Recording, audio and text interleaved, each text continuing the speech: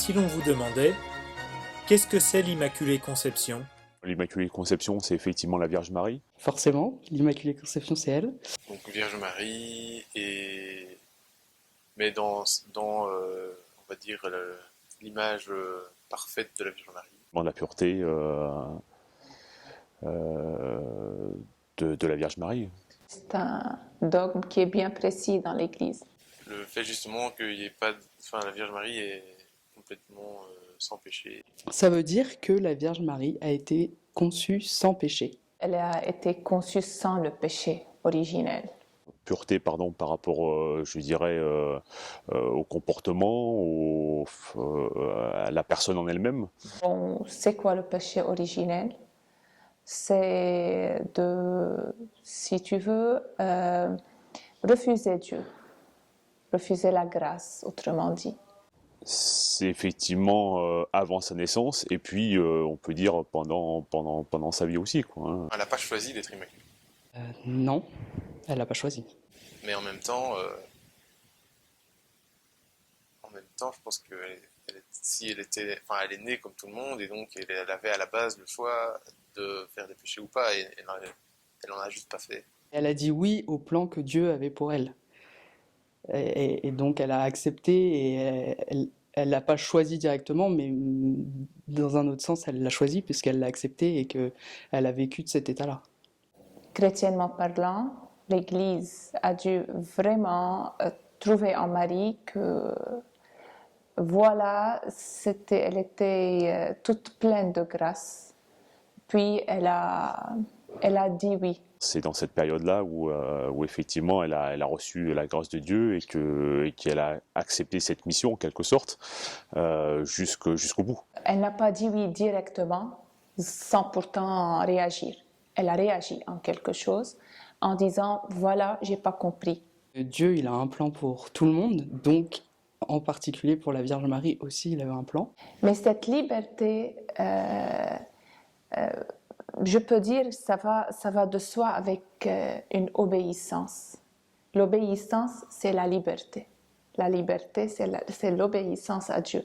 Et comme son plan était qu'elle donne naissance au Christ, Fils de Dieu, évidemment, ça me paraît être pour ça qu'il l'a conçu sans péché. Donc, d'une certaine manière, c'était libre. Ce qui marque cette liberté, à mon avis, c'est qu'elle n'avait pas peur. Elle n'est pas morte puisque... En tout cas, elle n'est pas morte physiquement. C'est vrai qu'on n'en parle pas beaucoup, on en parle rarement d'ailleurs. En fait, je pense que c'est pas écrit. Ah si, c'est écrit.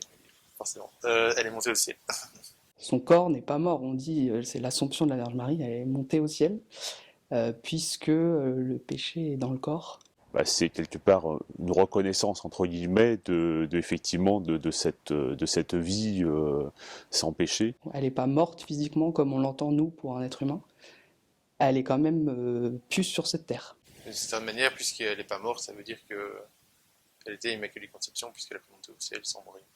On n'a pas d'exemple, je dirais, à montrer en disant effectivement c'est cette voie-là qu'il faut suivre, même si on essaye d'avoir une vie la plus proche de la liturgie, ça reste quand même un exemple, même si on sait que cet exemple-là sera très difficile à atteindre. Je ne sais pas si vraiment elle a été conçue sans péché. Je pense que c'est aussi la légende, l'Église catholique qui a mis en place le culte de l'Immaculée Conception. Il y a un moment dans l'Église, la question s'est posée et du coup on a eu besoin de réfléchir et d'établir un dogme. Mais en fait, les gens avaient déjà cette croyance. Je pense pas j'en sais rien, mais à mon avis, elle n'était pas sans péché. C'est juste que,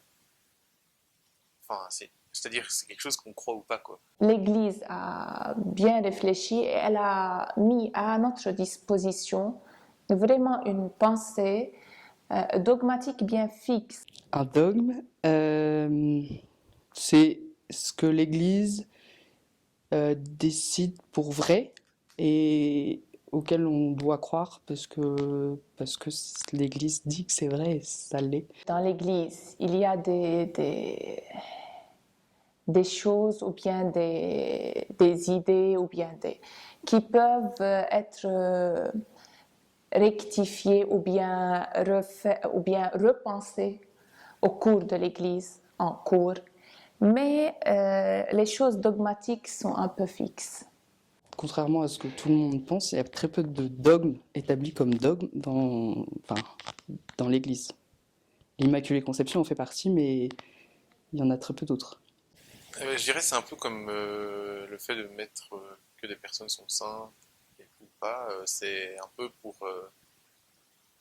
montrer qu'il y a moyen d'avoir une vie.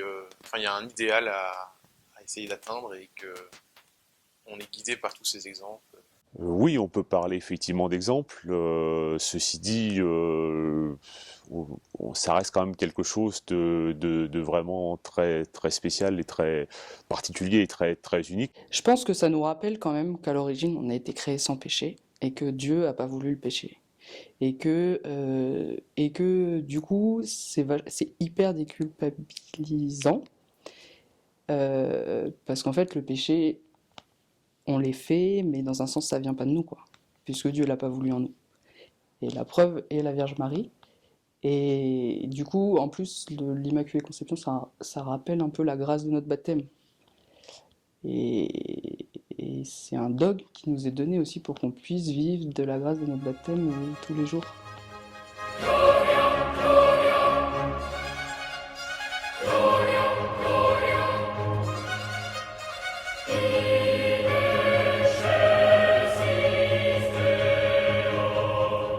Mais alors moi, je me suis toujours demandé si elle-même, elle le savait.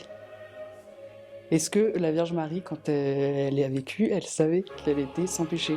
Ça, on ne sait pas trop. Je pense que... Je sais pas. Parce que si elle le savait, c'est quand même un truc très lourd à porter. Et du coup, c'est là où c'est un exemple, la Vierge Marie, mais en même temps... je pense qu'elle le savait pas.